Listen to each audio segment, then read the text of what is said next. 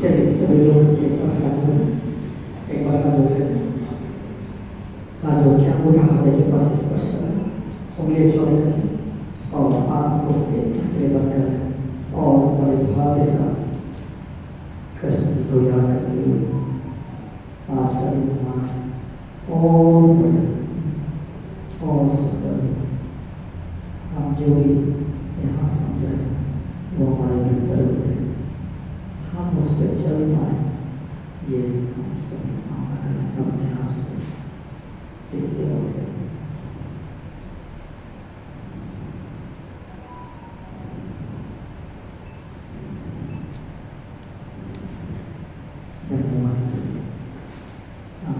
आज हमारा अंतिम दिन है और फिर से जो है माइक जो है सब कुछ।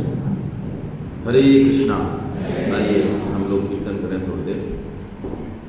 प्रिय राधे प्रिय राधे, राधे राधे प्रिया प्रिया,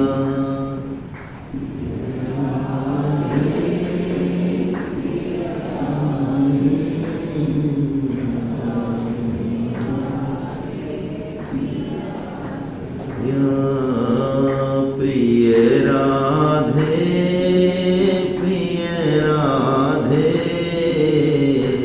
राधे राधे प्रिया प्रिया,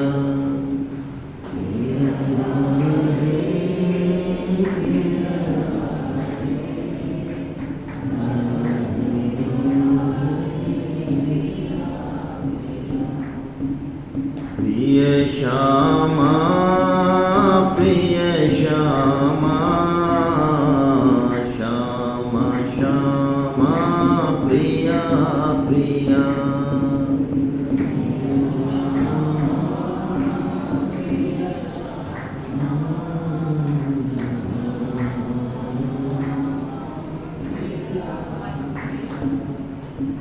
प्रिय श्यामा प्रिय श्यामा, श्यामा श्यामा प्रिया प्रिया,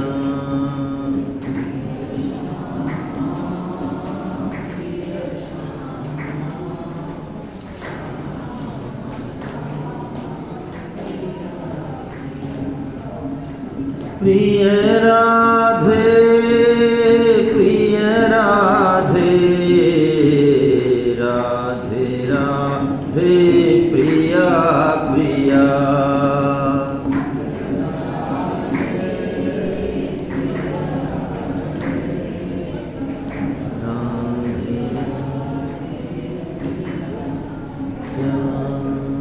प्रिय श्यामा प्रिय श्यामा, श्यामा श्यामा प्रिया प्रिया,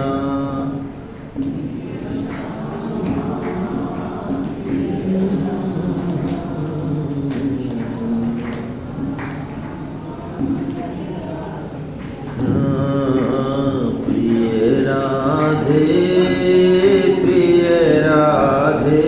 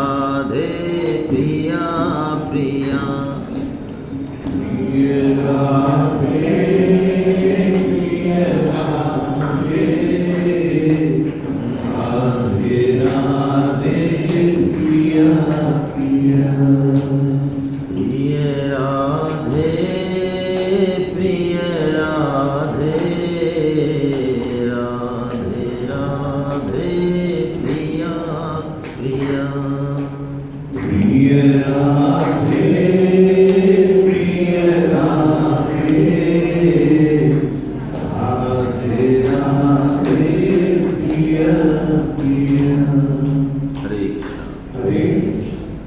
वसुदेव सुतं देवं कंस चाणूरमर्दनं देवकी परमानन्दं कृष्णं वन्दे जगद्गुरुम्।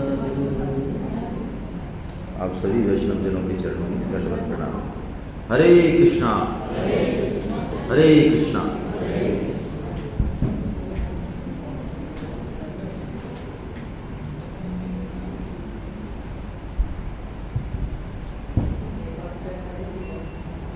भगवान श्री कृष्ण कृपा से हम सब आज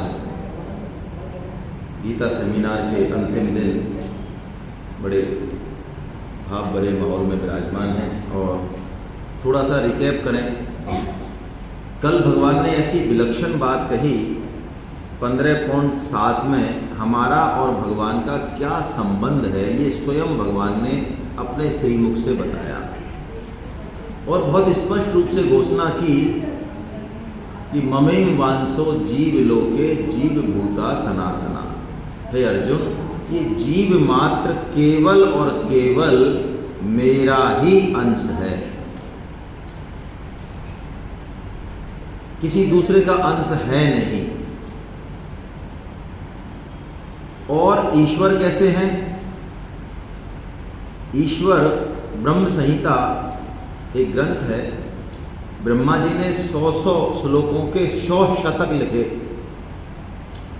भगवान की स्तुति के लिए। उसमें से 99 शतक तो गायब है ही नहीं हमारे पास। हमारी बहुत सी सनातन जो थाती है, जो संपत्ति है, वो हमारी वजह से गायब हो चुकी है। 199 तो गायब हो चुके, एक बची है बस 100 शतकों की, उसमें से भी मात्र 65 श्लोक हैं। उनको भी चैतन्य महाप्रभु जी ने संरक्षित किया है ढूंढ ढांड के। वो ब्रह्म संहिता का पहला श्लोक, फर्स्ट श्लोक, ईश्वर परम कृष्ण सच्चिदानंद विग्रह अनादिरादि गोविंद सर्व कारण कारण। ईश्वर परम कृष्ण, बहुत स्पष्ट ब्रह्मा जी कह रहे हैं इस प्रथम श्लोक में ही। परम ईश्वर, ईश्वर बहुत हैं, हर ब्रह्मांड का एक ईश्वर है। ईश का मतलब शासन करने वाला, नियंता, जो इसको रेगुलेट कर रहा है पूरे को। लेकिन परम ईश्वर कृष्ण है, श्री कृष्ण है। और कैसे हैं? अगले ही चरण में बताया, सच्चिदानंद विग्रह, सत चित और आनंद स्वरूप है। और हम कौन हैं? हम उनके अंश हैं। तो समुद्र, क्षीर समुद्र यदि है, दूध का समुद्र है, उसमें से 1 लोटा दूध हम ले आए तो उस 1 लोटे वाले दूध में जो गुण हैं और जो क्षीर समुद्र में गुण हैं, एक जैसे होने चाहिए ना, गुणात्मक एकता तो होनी चाहिए ना। तो सतचित आनंद स्वरूप हैं हम, क्योंकि भगवान भी वैसे ही हैं तो हम भी वैसे ही होने चाहिए। लेकिन हम जब अपनी तरफ देखते हैं, अपने जीवन को देखते हैं, अपने स्वरूप को देखते हैं, तो हमें ये सतचित आनंद कहीं दिखाई नहीं देता।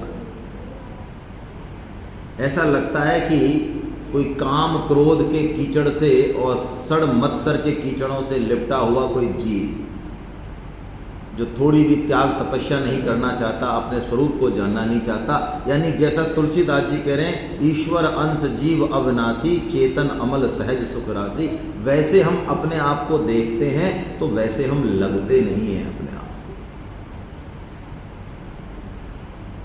इसलिए भगवान अब उस 15.7 की बात को बताने के लिए, बढ़ाने के लिए अब आगे 16वां अध्याय कह रहे हैं 15 के बाद, दैवासुर संपद विभाग योग। ये अध्याय भी भगवान खुद ही बोलते हैं कि हम देखें कि दैवी संपत्ति यानी परमात्मा की संपत्ति यानी परमात्मा के जो गुण हैं वो हम में होने चाहिए सबके सब। तो वो दैवी संपत्ति कौन सी हैं जिनसे हमें पता चले कि हम तो परमात्मा के अंश हैं, कुछ तो विश्वास हो। और आसुरी संपत्ति कौन सी हैं जिनको कि लगता है, हमें लगता है यही हमारे आमने सामने आगे पीछे यही घूम रही है, हमारा स्वरूप ही यही है। तो हम आसुरी संपत्ति को कैसे हटाएं, पहले तो पहचानें फिर कैसे हटाएं और दैवी संपत्ति को कैसे प्रकट करें, ये बात इस अध्याय का मूल है। देखिए दो बातें हैं, स्वामी जी ने बहुत ही जितना सूक्ष्म विश्लेषण किया है स्वामी जी की बातें, तो क्या कहें। प्राय हम सब जितने भी मत मतांतर हैं, संप्रदाय हैं, सभी का प्राय यही रहता है कि हम दैवी संपत्ति को ग्रहण कर लें, हम ध्यान करेंगे, हम यज्ञ करेंगे। देखो भाई बात मत करो आप लोग, है ना, बात करोगे तो फिर क्या है, वो बिल्कुल वो भाव बनेगा ही नहीं। किसका भाई, देवासुर संपद विभाग योग है, अध्याय 16 है, इसमें टेबल लगी हुई है किताब के शुरू में, अध्याय 16 कितने पेज नंबर पे।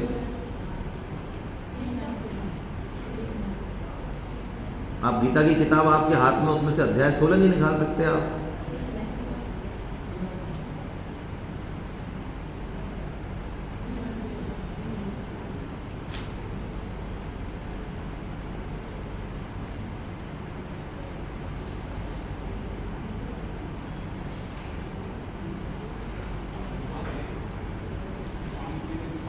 स्वामी जी महाराज की बहुत विलक्षण बात है।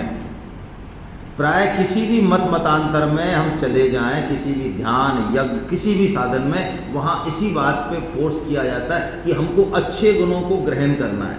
आप देख लो पूरी दुनिया में अच्छे गुणों को हमको ग्रहण करना है। जहाँ भी चले जाओ, किसी भी संप्रदाय में आप आज से देख लेना चाहे, बढ़िया से बढ़िया भी चीज़ होगी, कोई अच्छी चीज़ों को हमको ग्रहण करना है। लेकिन परम श्रद्धेय स्वामी जी महाराज की बात कुछ और है। अच्छे गुणों को ग्रहण करेंगे तो हो सकता है वो कभी चले भी जाए। स्वामी जी कहते हैं अच्छे गुणों को ग्रहण नहीं करना है, कोई चीज़ें अच्छे गुण को चिपकाना नहीं है, चिपकाने वाली चीज़ उतर जाएगी। अरे हम निखाले 24 कैरेट गोल्ड हैं, हम सच्चिदानंद स्वरूप हैं ही। ये जो धूल जमी हुई है आसुरी संपत्ति की, जरा इसको हटाओ तो सही, तो अंदर से वो सोना निकल के आएगा सदैव। हम वैसे, हमारा स्वरूप है वो, सहज है हम, स्वभाव है वो, हमारा स्वरूप है। हमें कोई बनना नहीं है, कोई नाटक के पात्र नहीं बनना है, कहीं से कोई लाने नहीं है वो गुण, वो है ही मौजूद हमारे अंदर। ये परम श्रद्धेय स्वामी जी महाराज ने ये मुख्य बात हमें जो है बताई। यानी जैसे ही हम कुसंग को त्यागेंगे, कुसंग को हम त्यागेंगे जैसे ही, तैसे ही बस कुसंग को त्यागें। स्वामी जी ने निषेधात्मक साधन पर जितना जोर दिया है उतना जोर जो है किसी चीज पे नहीं दिया है। हम लोग प्राय, भाई आप लोग डिस्टर्ब मत करें प्लीज, हम लोग प्राय सत्संग पे तो जोर देते हैं, लेकिन कुसंग को त्यागा है कि नहीं त्यागा इस पे जोर नहीं देते। यदि सत्संग के साथ कुसंग चलता रहेगा, जैसा कि प्राय हमारा चलता ही है, तो फिर सत्संग का जितना फायदा होना चाहिए, जितनी तेजी से होना चाहिए, वो नहीं होगा। तुलसीदास जी महाराज इसी बात को कहते हैं, बिगड़ी जन्म अनेक की, अनेक जन्म सुधरे अबही आज, हो ही राम को नाम जपू, तुलसी तज कुसमाज। कैसी बात है तुलसीदास जी महाराज की। अभी जैसे स्वामी जी महाराज कई बार एकदम से भावावेश में होते थे तो कहते थे परमात्म प्राप्ति होगी, अभी होगी, अभी यही अभी होगी। कौन कह सकता है ऐसा? कौन कह सकता है? जो परमात्म प्राप्ति की स्थिति में हर क्षण है, सहज है, वही कह सकता है। तो हम क्या उस सच्चिदानंद स्वरूप को अनुभव कर सकते हैं? क्या वो हमारे अंदर है? देखिए 3 इच्छाएं हम सबके भीतर हैं। क्या हमें कभी ऐसा लगता है कभी भी कि यार हम हैं कि नहीं हैं? भाई हमारा जो एग्जिस्टेंस है उसके लिए हमें किसी प्रमाण की ज़रूरत पड़ती है क्या? जैसे किसी चीज़ को दिखाना हो तो प्रमाण की ज़रूरत है, भाई ये देखो ये ऐसे है। लेकिन खुद के अस्तित्व के बारे में क्या कभी हमें डाउट होता है कि यार मैं हूँ या नहीं हूँ? संतोष गुप्ता में हूँ या नहीं हूँ? कोई डाउट होता है कभी? कभी नहीं होता। हम हैं, हमेशा हैं, हमें किसी और की ज़रूरत नहीं, हम हैं ही, ये सत्य है। अच्छा, मैं जिंदा रहूं कभी मरूं ना, ऐसी भी हमारे रहती है ना इच्छा। हम सब चाहे कितनी उम्र के हों, किसी भी योनि में हो, हम कभी मरे ना, ऐसी इच्छा हम सबके भीतर है ना, है। और हम चाहे संग करें, सत्संग करें, चाहे कुसंग करें, चाहे किसी भी पैथी में जाएं, हमारा असली उद्देश्य, चाहे गलत जगह से ले रहे होंगे हम, गलत तरीका है, वो दंड मिलेगा, वो अलग बात हो रही है, लेकिन मूल में चाहे गलत व्यक्ति हो चाहे सही व्यक्ति हो, जो भी कुछ करता है मूल में उसकी खोज किसकी है? आनंद की है या नहीं है? हम आनंद चाहते हैं कि नहीं चाहते हैं? हमेशा। भाई शराबी भी शराब क्यों पीता है? एक चुटकुला आता है ना, एक शराबी बहुत शराब पीता है तो उसकी पत्नी जो है मना करती रहती है, अरे तुम क्या पीते रहते हो, ये दिन भर ही क्या कर चला रखा है तुमने। तो एक दिन वो थोड़ी सी की, जिसके लिए रात दिन मरे जाते हैं, तो थोड़ी सी वो चखती है बेचारी, चखते एकदम से उसको, अरे राम राम, इतनी कड़वी। तो वो कहता है, ले तू क्या समझ रही है, मैं मजे के लिए पीता हूँ, बड़ी मुश्किल से पीता हूँ। मतलब मूल में वो आनंद ही ढूंढ रहा है उसमें भी, हालांकि वो गलत जगह से ढूंढ रहा है। तो सत्य, चित्त और आनंद स्वरूप हम हैं ही, बस जरूरत है हमें कुसंग को त्यागने की, उस आसुरी संपत्ति को त्यागने की। आसुरी संपत्ति से मतलब क्या? अशु नाम किसका? असु नाम शास्त्रों में बताया, असु यानी प्राण, जो खुद के प्राण के लिए, खुद के यानी पिंड प्राण पोषण परायण कहा उनको शास्त्रों में, यानी स्वयं ही स्वयं की चिंता करे, बस दूसरों की चिंता के लिए जिसके लिए दिल में कोई जगह नहीं हो, वो असुर। वो वाला असुर नहीं, कौन सा जो हम सोच रहे हैं, सींग वाला। वो सींग वाले तो बेचारे बड़े भले थे, पहचानने में तो आते थे कम से कम। अब आजकल मामला बहुत खतरनाक है, बहुत खतरनाक। इसलिए स्वामी जी महाराज माता बहनों को बाहर जाने की मना करते हैं, गुरु की खोज में, सत्संग की खोज में कोई ज़रूरत नहीं ज़्यादा, ठीक है। किस किस भेष में, किस किस भाषा में, किस किस तिलक छापे में घुसे हुए हैं, कोई भरोसा नहीं है। वो असुर वृत्ति को हमको निकालना है, और ये सब में है, हम हैं यहाँ, इसका प्रमाण है कि हम में है। तुलसीदास जी भी यही कहते हैं, सुमति कुमति सबके ओर रही, नाथ पुराण निगम अस कहीं। जहाँ सुमति तहाँ संपद नाना, जहाँ कुमति तहाँ विपद निधाना। बहुत स्पष्ट है, नियम अटल है, अटल। यदि आसुरी संपत्ति का पोषण किया तो पिटाई होगी, अटल नियम है, इसमें कोई दोहराए नहीं है। देर हो सकती है, अंधेर बिल्कुल नहीं है। तो आइए भगवान यहाँ पहले 26 दैवी संपत्ति का वर्णन करते हैं, 26 गुणों का। कुछ गुण हम लेंगे, लेकिन भगवान डिटेल में जो वर्णन करने वाले हैं वो आसुरी संपत्ति का वर्णन करने वाले हैं, कि वो आसुरी संपत्ति कैसे कैसे परिधानों के पीछे छुपी रहती है। हम अपने आप को चेक करें, और आपको बड़ा, क्षमा करें मुझे बड़ा डाउट, आपको आश्चर्य लगेगा, आसुरी संपत्ति का धार्मिक होने से कोई लेना देना नहीं है। यदि आप भगवान की वाणी का प्रचार करने निकलें, सच्चे अर्थों में आध्यात्मिक बनना चाहें, भगवान की आज्ञा का पालन करना चाहें, तो आपको अनुभव हो सकता है कि आसुरी संपत्ति कहाँ कहाँ छिपी रहती है। सुधा जी को शायद ये अनुभव हो सकता है, शुभकरण जी को हो सकता है।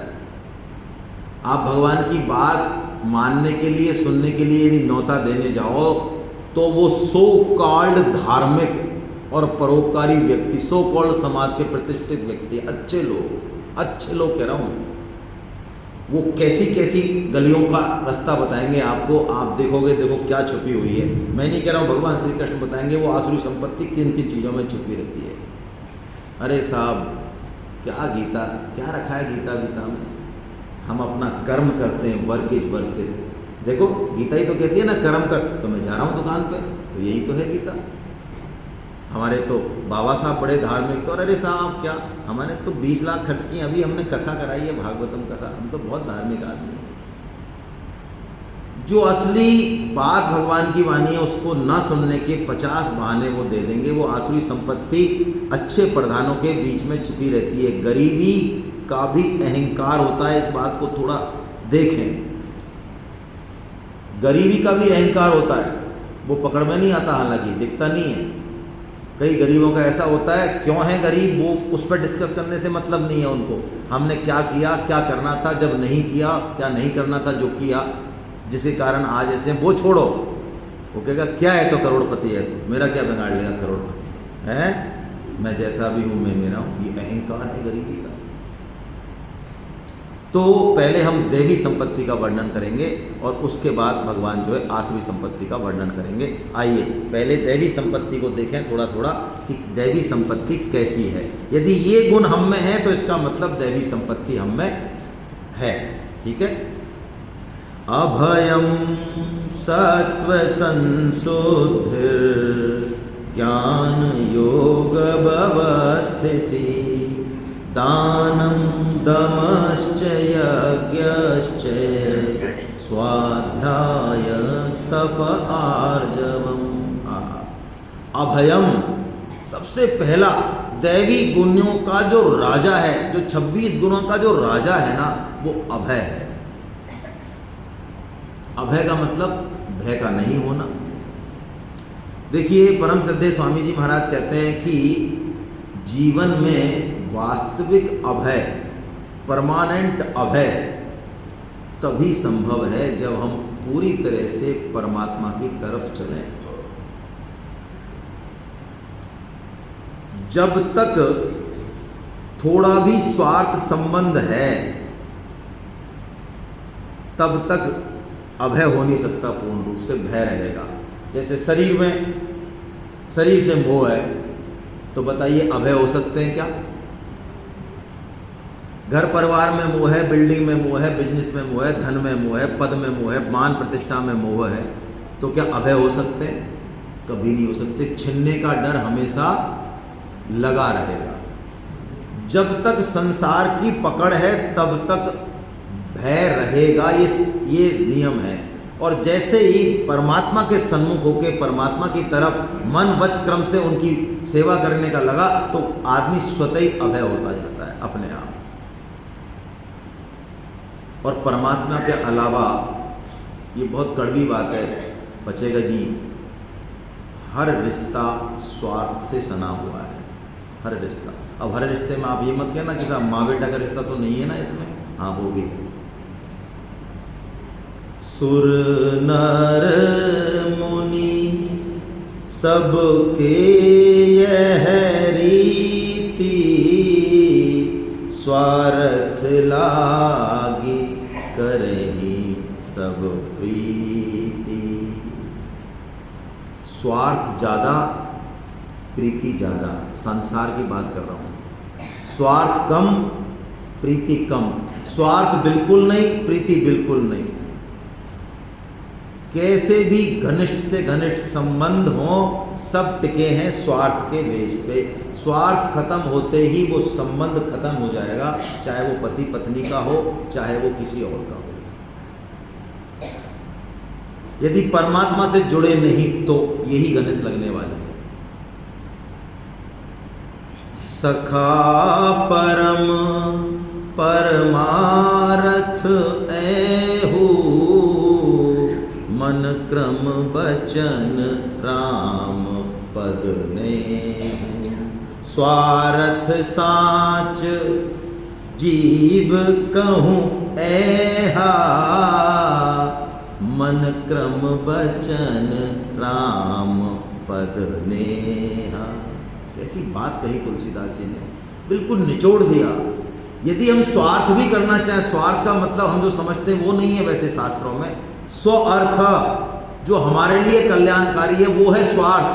तो शास्त्र तो कहते हैं स्वार्थी बनिए, खुद का कल्याण किसमें है? खुद का कल्याण है, तुलसीदास जी कह रहे हैं मन क्रम वचन भगवान श्री राम के चरण कमलों में प्रेम हो जाए और उनके जो ये जन हैं इनकी सेवा का भाव पैदा हो जाए, तो बस ये सबसे बड़ा स्वार्थ है। और जिस दिन ये आ गया हम अभय हो जाएंगे। हैं चाहा गई चिंता गई मनुआ बेपरवाह, जिनको कछु न चाहिए ते साहनपति साह, स्वामी जी महाराज बोलते हैं, वो अभय होते हैं।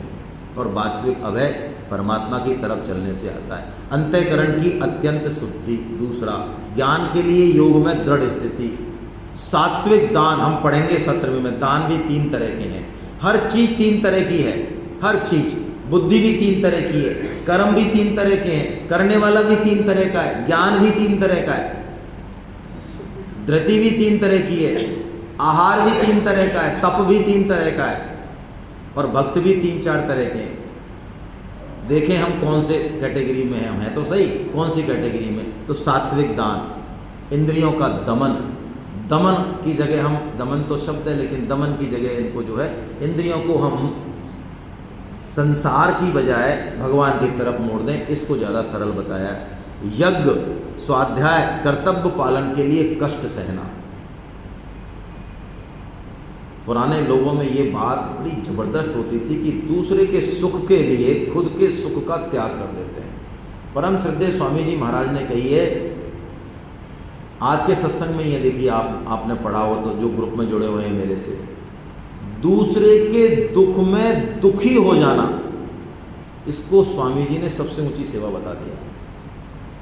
इसमें पदार्थ की बात नहीं आ रही है कहीं भी, आपके पास सामान है ही नहीं, सेवा करने का, कुछ किसी को सुख पहुंचाने का है ही नहीं, लेकिन आपका हृदय करुणा से विगलित हो गया सामने वाले का दुख देख के। तो स्वामी जी कहते हैं यदि आप में क्षमता नहीं है करने की, आर्थिक रूप से आप संपन्न नहीं है, ऐसी व्यवस्था नहीं दी भगवान ने प्रारब्ध के अनुसार, तो यदि आप हृदय से वास्तव में दूसरे के दुख से दुखी हो जाएंगे तो उसके दुख को दूर करने की जिम्मेदारी भगवान ले लेते हैं, यानी आपकी रिकमेंडेशन को भगवान मान लेते हैं। ये सबसे बड़ी सेवा। और सरलता, शरीर मनवाने की, ऐसे भगवान ने 26 गुण बताए। और अब भगवान 6 आसुरी संपत्ति बता रहे हैं। आसुरी संपत्ति चेक करें हम कौन कौन से हैं और इनमें से हम कहाँ हैं। चलिए पढ़ते हैं 6 को। दम्भो दर्पोऽभिमानश्च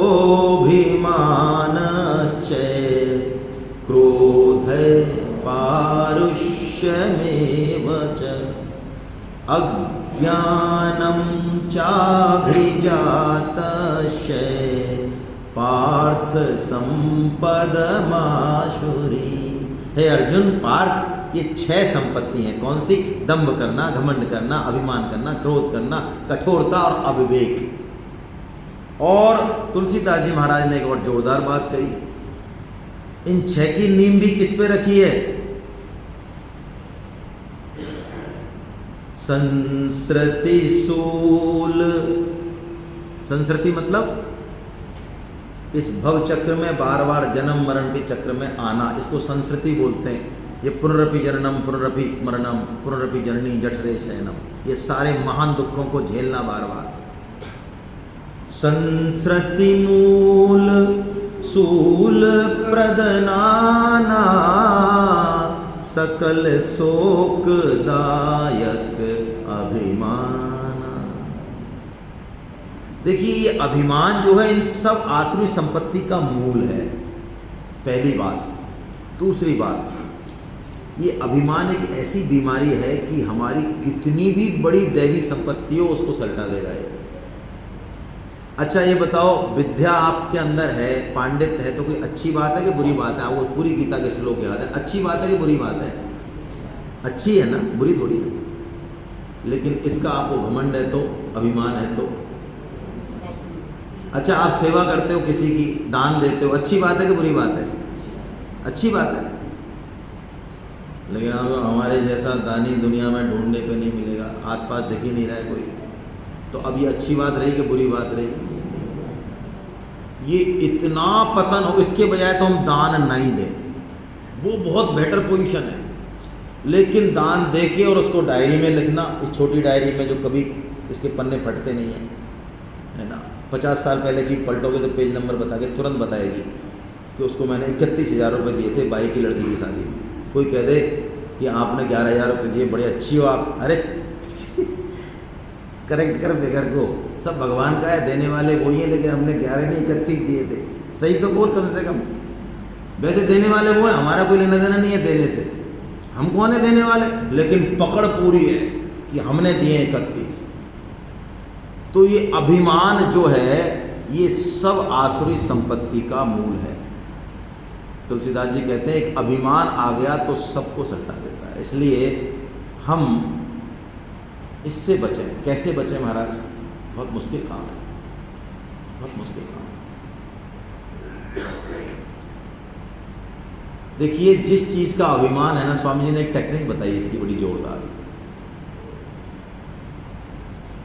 जिस चीज़ का अभिमान है ना, थोड़ा चेक करें अपने आप को किस चीज़ का अभिमान है। जरा बाहर निकल कर देखो आप, एक से एक सूरमा पड़े हुए हैं। कुल्हड़ में गुड़ मत फोड़ो। यदि आपको लगता है मुझे गीता याद है, तो आपको ऐसे ऐसे लोग मिलेंगे जो गीता क्या, जिनको भागवतम याद है 18,000 श्लोक, महाभारत याद है, नींद में जगाओ तो फर्राटे से बोलते हैं गीता। आपको लगता है आप 1 लाख रुपए दान देके बहुत तगड़ा समझ रहे हैं अपने आप को, तो करोड़पतियों के बीच में जाओ, अरबपतियों के बीच में जाओ। ऐसे ऐसे हैं जिन्होंने हजारों हजार करोड़ अपनी संपत्ति दान, अभी की उदाहरण है, ऐसा नहीं है कि पुराने हैं। आपको लगता है हम तो माला करते हैं, भगवान नाम जप करते हैं, हम तो देखो जब देखते हैं हम तो 16 माला करते हैं डेली, जो करनी चाहिए हर वैष्णव को। लेकिन 16 माला करते करते भी, बहुत अच्छा काम करते करते भी, एक अंदर से एक अभिमान है साधुता का। तो आप देखो ऐसे लोग हैं जो सुबह 3 बजे जग के और रात के 11 बजे तक 64 माला करते हैं। जरा उनके संग रहो। लेकिन इस अभिमान को पास में नहीं आने दें। स्वामी जी कहते हैं जो भी सद्गुण हमारे अंदर परिलक्षित हो रहा है या कुछ कर पा रहे हम, वो उस प्रभु की ही कृपा है। यदि उसका साथ नहीं हो तो हम कुछ नहीं कर पाए हैं। तुलसी नर का क्या बड़ा, समय बड़ा बलवान, और भीलन लूटी गोपियां, तेहि अर्जुन तेहि वान। अर्जुन का प्रलाप सुनो आप महाभारत में, युधिष्ठिर को जो प्रलाप करते हैं, कैसा कैसा ज्ञान भरा है उसमें। वो कहते हैं महाराज, उस परम पिता परमात्मा को मेरे जैसे मूर्ख राज ने अपना सारथी तक बना डाला, और जिस गांडीव की टंकार से पूरा देश कांपता था, पूरी पृथ्वी कांपती थी। मैं समझता था कि ये बाण, ये दिव्यास्त्र, ये गांडीव की टंकार, ये मेरा बल है। लेकिन मुझे होश नहीं था कि मेरे सब कर्मों के पीछे मूल में कौन बैठा था। आज वो मेरे परम सखा मुझे ठक्के चले गए, मुझे बिना बताए चले गए, तो मुझे पता चल रहा है कि मेरी क्या हालत है, मैं हूँ कौन। हम किस दम पे जो है इस अभिमान को करें, जरा सोचें, विचार करें, और वैष्णवों का संग करें, भगवान नाम जप करें, गीता माता का प्रचार करें, ये अभिमान हमारे पास में आएगा।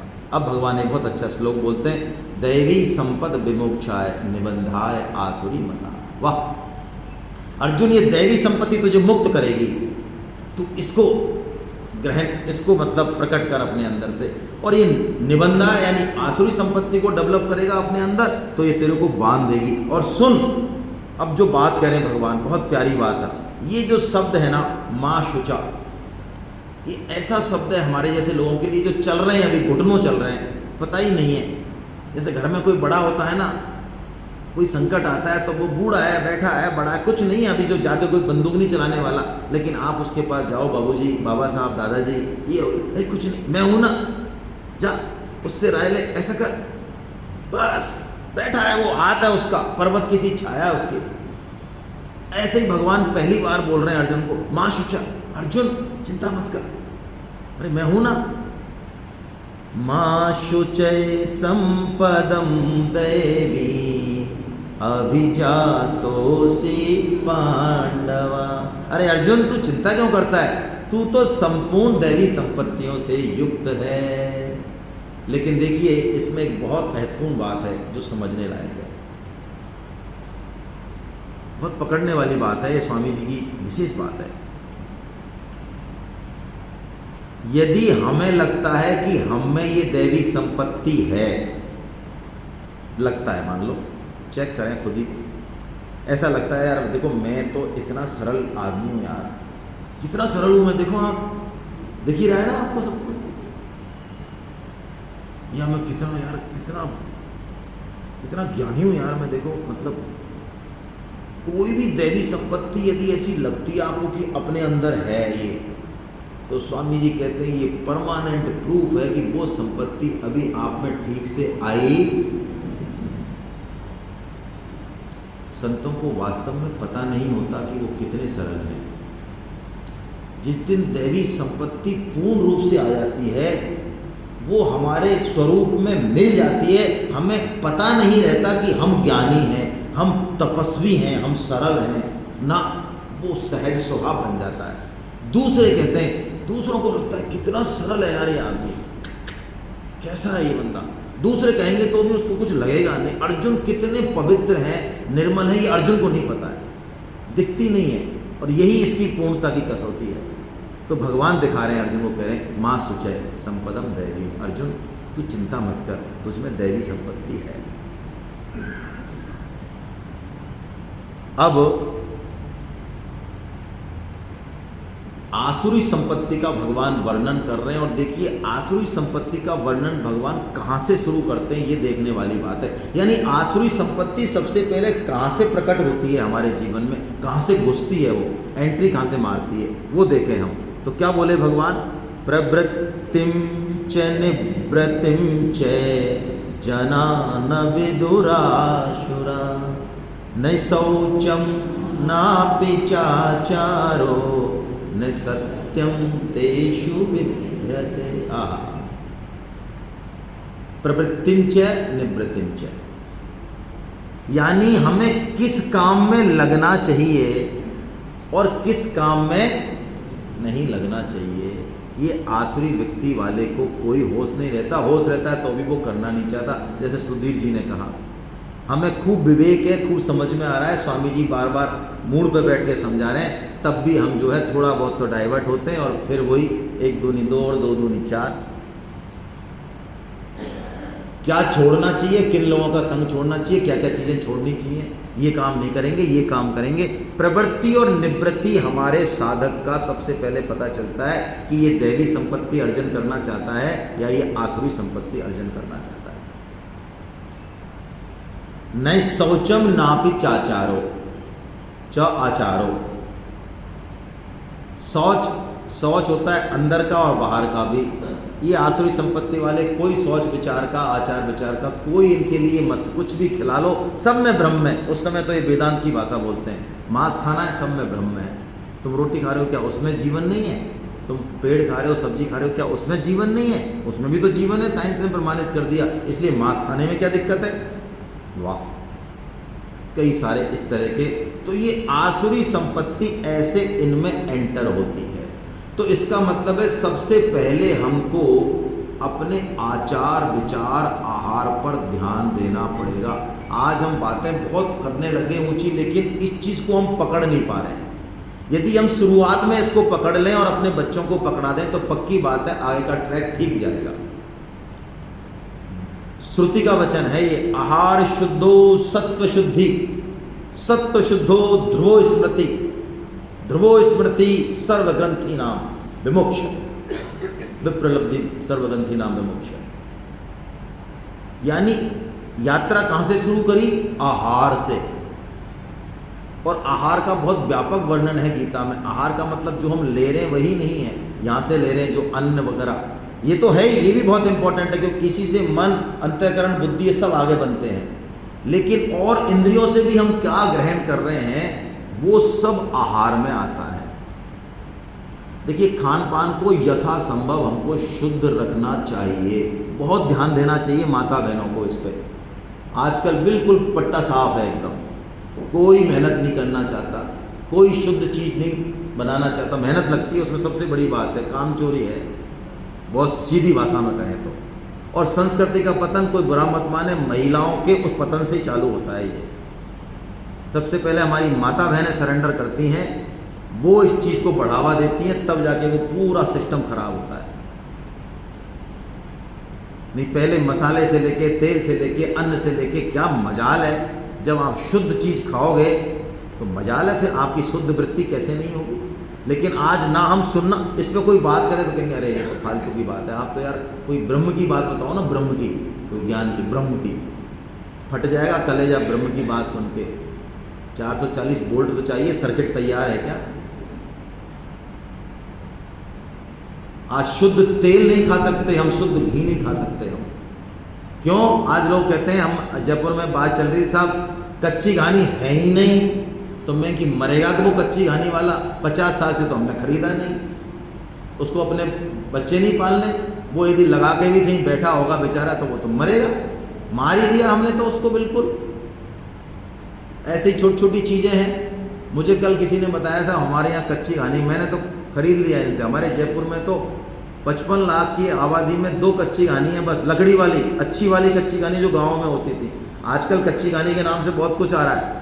तो मुझे कल एक कोई आए सज्जन, उन्होंने कहा साहब हमारे कच्ची घानी का तेल है। तो मैंने कहा यार आप तो ले आओ नीचे, हमारे भी कुछ साधक लेना चाहें तो ले लेंगे, बहुत बढ़िया बात है। ध्यान रखें, क्या देख रहे हैं, क्या सुन रहे हैं, इस पर ध्यान रखें। ये प्रवृत्ति और निवृत्ति से आसुरी संपत्ति प्रवेश करती है। फिर ये क्या रूप लेती है, क्या कहते हैं ये नीचे के श्लोक में, अरे ये संसार ये तो ऐसे ही बन गया बिना ईश्वर के अपने आप, ये तो स्त्री पुरुष के संयोग से संतान हो जाती है, इसमें क्या है, इसमें कोई कारण वारण नहीं है। हाँ, हम जो काम करते हैं बड़े बड़े, उसमें जरूर कारण है।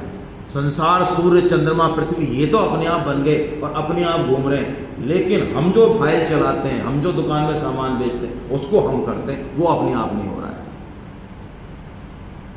ये आसुरी संपत्ति है या नहीं है? यही आसुरी संपत्ति है। ईश्वर की सत्ता को नहीं मानते। अहंकारम बलम दर्पम कामम क्रोधम च संसृता मामात्म परदेशु प्रद्युसंत असूयका। दूसरे को दुखी करते हैं। भगवान कहते हैं वो मुझको ही दुखी करते हैं, क्योंकि सबके अंतःकरण में मैं बैठा हुआ हूँ। रात और दिन उग्र कर्मों में, ये चाहे कितने इंटेलिजेंट हो, परमाणु बम का आविष्कार कर देंगे, सृष्टि का प्रलय हो जाएगा, केमिकल गैस बना देंगे, ऐसी ऐसी चीज़ें बनाएंगे अपनी बुद्धि का दुरुपयोग करके कि सारी सृष्टि का विनाश हो जाए, सारी प्रकृति का विनाश हो जाए। ऐसे ये आसुरी वृत्ति है। तो भगवान कहते हैं ऐसे जो महान होते हैं, ये महान असुर, उनको उनकी सामान्य सर्फ और उससे धुलाई नहीं हो सकती, तो उनको मैं मान ले जाता हूँ आईसीयू में।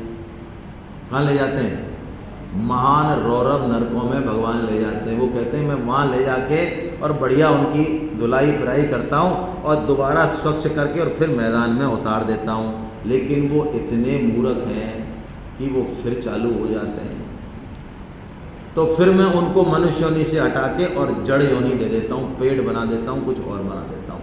ऐसा भगवान ने गीता में कहा। यानी अधम योनियों को नरक में भेजना और उनको शुद्ध करना, इसमें भगवान का दंड विधान तो है, लेकिन इसमें भी भगवान की कृपा ही है। भगवान फिर अवसर देते हैं, शुद्ध करते हैं पापों का भुगतान करके कि फिर खेल, फिर तेरे को मौका दिया। और भगवान इस आसुरी संपत्ति के रूप में अंत में एक श्लोक कहते हैं। क्या कहते हैं? त्रिविधम नरकश्येदम द्वारम नाशनमात्मना काम क्रोधस्तथा लोभस् तस्मादेतं त्रयं त्यजेत्। कितना स्पष्ट कह दिया भगवान ने। देखिए, काम, क्रोध और लोभ, ये नरक के दरवाजे हैं 3। काम का मतलब दूसरे को सुख मिले, दूसरे की अच्छी सेवा हो, किसी को अच्छी एजुकेशन मिले, किसी को अच्छी नौकरी मिले, कोई अच्छे सत्संग में जाए, हमें भगवान की प्राप्ति हो। ये सब जो कामना है, ये कामना नहीं है, ये तो बल्कि अपनी कामना को नष्ट करने के उपाय हैं।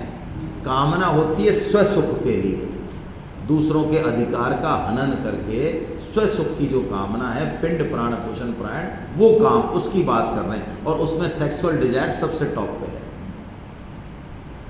आदमी का पतन यहीं से होता है।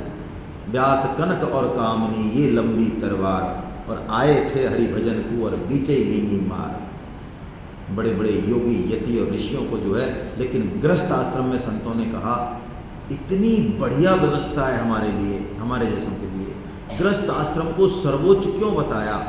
वहाँ हम इस काम से जिससे कोई जीत नहीं सकता उससे बड़ी आसानी से जीतते हैं, क्योंकि गृहस्थ आश्रम रूपी किले में रह के लड़ाई आसान होती है या जमीन में रह के? कोई शत्रु हमारा नीचे है और हम किले में ऊपर, तो बताओ हमारे लिए अच्छी पोजीशन है कि नहीं?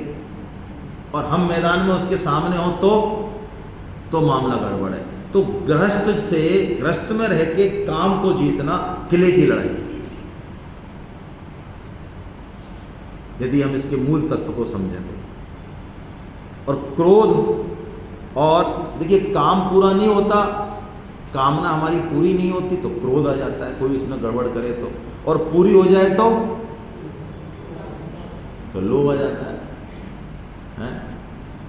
यही मजेदारी है बस। ये कामना भगवान ने बताया ये कभी पूरी नहीं हो सकती, कभी नहीं, हो ही नहीं सकती, कभी नहीं हो सकती। राजा ययाति का चरित्र श्रीमद् भागवतम में उठा के पढ़ना। राजा ययाति ने अपनी जवानी भोग ली पूरी, फिर अपने बेटे से ले ली कि तू भी दे दे मेरे को तेरी जवानी उधार। हाँ, ये एक्सचेंज पहले चलता था, ये एक्सचेंज ऑफर, जैसे आप दे देते हो ना, ले मैं तेरे को रिचार्ज देता हूँ 20 रुपये का, बच्चे देते हैं ना, आप मान लो ये चलता था, मैं बता दूंगा, ऐसा कोई असंभव बात नहीं। वो भी भोग ली उसने।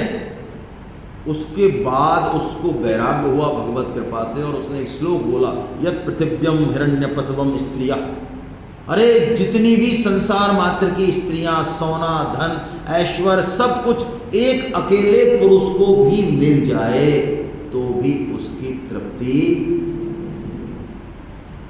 कैसे होगी? तृप्ति कैसे हो? फिर विवेक के सदुपयोग से होगी, त्याग से होगी। देखिए, एक राजा ने एक बकरी को एक शर्त रखी कि इस बकरी का जो पेट भर देगा उसको मैं इनाम दूंगा, नहीं तो मैं जेल में बंद कर दूंगा। तो लोग आते, खिलाते पिलाते राजा के पास ले जाते, महाराज चेक करो, हमने बिल्कुल एंड कर दिया इसको। बक्खा बोलते हैं ना भैया, आपके हमारे गांव में बक्खा बोलते थे, कोई जानवर के दोनों के जो फुल हो जाते हैं तो बक्खा बोलते हैं, फुल हो गया है। तो राजा उसको एक घास दिखाता, बकरी फिर खाने लग जाती, ले भूखी तो है ये, ना जेल में डालो इसको। इनाम के चक्कर में कई लोग जेल में पहुंच गए। तो कोई एक महात्मा के पास गया, महाराज ये राजा ऐसे परेशान कर रहा है, बताओ, हम बकरी को खिलाते पिलाते हैं, इनाम किसी को नहीं दे रहा, जेल में डाल रहा है। तो सन्यासी ने कहा हम कर देंगे बकरी की, हम खिला देंगे। तो वो कहे कि महाराज हमें दे दो। तुम क्या खिलाओगे, तुम खुद ही नंगे भूखे हो, तुम्हारे पास है क्या लंगोटी के अलावा कि हम सब कर देंगे, आप चिंता मत करो। तो वो लाया बकरी को और घास दिखाया, बकरी जैसे कहा एक दे डंडा उसके, फिर दिखाया इधर से, फिर बकरी घास में, फिर डंडा दे उधर से, फिर इधर से दिखाया। सुबह से शाम तक बकरी को बिल्कुल बढ़िया कर दिया उसने। शाम को बकरी आई तो पेट पिचका हुआ एंड मरियल। सन्यासी ने कहा महाराज चेक करो। अरे क्या चेक करें, ये तो मरी पड़ी है बिल्कुल ही, पेट खाली है इसका। अरे हम कह रहे हैं ना भरा हुआ, चेक करो आप। तो चेक किया, राजा घास दिखाया वो यूं कर दे, इधर से दिखाया वो यूं कर दे। ये कामना का इलाज ऐसे ही होगा,